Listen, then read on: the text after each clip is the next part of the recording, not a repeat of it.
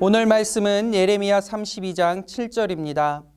보라, 내 숙부 살룸의 아들 하나멜이 내게 와서 말하기를 너는 아나돗에 있는 내 밭을 사라. 이 기업을 물을 권리가 내게 있느니라 하리라 하시더니, 코로나19 상황이 계속되면서 또 사회적 거리두기가 지속되면서 많은 분들이 요즘 경제 사정이 IMF 때보다 훨씬 안 좋다라는 말씀들을 많이도 합니다. 1997년 우리나라는 IMF 외환 위기를 겪었습니다. 혹자는 이를 국가 부도의 날이라고도까지 하였습니다. 갑작스런 불황으로 개인의 삶이 무너지고 가정이 깨지면서 안타까운 소식들도 많이도 전해졌습니다. 그런데 그러한 상황 가운데 우린 또 놀라운 사건을 한 가지 경험했습니다. IMF로 나라가 무너지는 그 상황 가운데에서 국민들이 자발적으로 금 모으기 운동을 하면서 경제 회복을 위해 노력한 것입니다. 당시 세계 경제 전문가들이 입을 모아 말하기를 외환위기를 극복하는 데 많은 시간이 소요될 것이며 아무리 노력한다고 해도 이전만큼의 회복은 쉽지 않을 것이다 라고 했지만 우리나라는 국민들이 힘을 모아 극복하고 이전보다 더 큰 발전을 이루어냈습니다. 요즘 상황만 놓고 보면 확실히 IMF 때보다 좋지 않은 것 같습니다. 그런데 여러분, 한번 여러분의 어린 시절을 돌아보시기 바랍니다. 그때와 비교해서 오늘날 여러분의 사정이 어떻습니까? 제가 초등학교에 다닐 때만 해도 학교 앞에 간식거리들이 50원, 100원 하던 때였습니다. 그런데 그러한 간식들을 마음대로 사 먹을 수 있는 것도 아니고 용돈을 받거나 또 특별한 날에 돈이 있을 때만 허락되었던 일들이었습니다. 그런데 오늘날은 몇천 원짜리 커피 마음껏 즐길 수 있는 시대 아닙니까?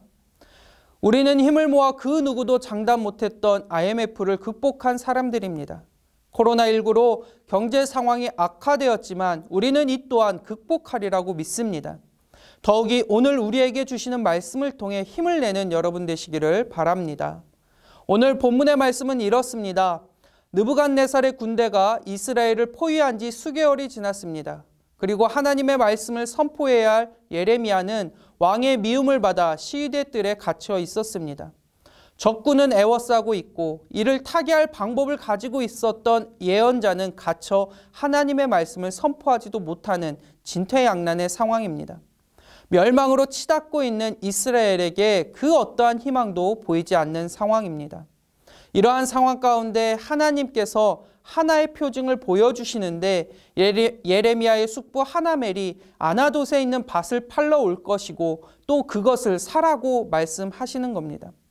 당시 법상 조상에게 받은 유산의 땅은 친족에게만 팔 수 있었기에 하나멜이 예레미야를 찾아오는 것은 당연했습니다. 그런데 이 아나돗에 있는 땅은 예레미야에게 아무 쓸모없는 땅입니다. 아나돗 지역은 당시 적군의 손에 들어가 경작할 수 없었고 더욱이 예레미야는 갇혀 있었습니다.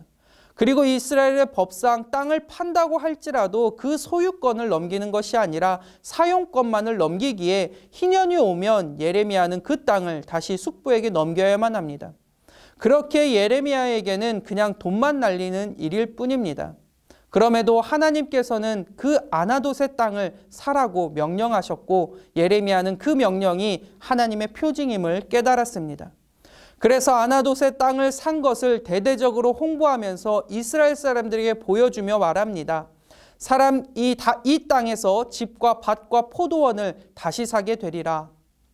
이 말씀의 의미는 곧 모든 것이 이전과 같이 회복될 것이라는 표징입니다. 우린 이전에도 많은 어려움을 겪었습니다. 그 어려움을 보는 세계는 대한민국이 망했다라고까지 말했습니다. 그러나 우린 힘을 모아 다시 일어났습니다. 그리고 하나님께서 주신 회복의 약속도 간직하고 있습니다. 모든 상황에서 다시 일어날 힘을 하나님께서 주심을 믿으며 오늘도 힘차게 나아가시기를 주님의 이름으로 축원합니다.